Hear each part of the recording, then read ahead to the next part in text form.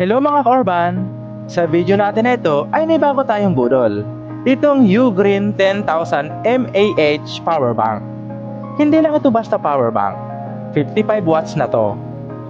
Grabe ang premium ng packaging. Pagbukas mo, heto agad ang bida. Ang kulay blue-gray na unit. Napaka-compact. Kasama sa loob ng box ang manual at extra USB-C cable.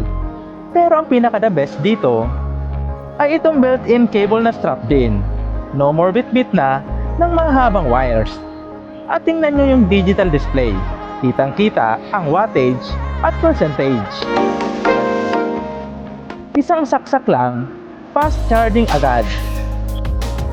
Safe pa dahil automotive grade ang battery cells nito. Sulit na sulit to para sa mga mahiling mag-travel at content creator. Kaya naman, i-click lang ang link na makikita sa video na ito kung gusto mo din ng power bank na ito.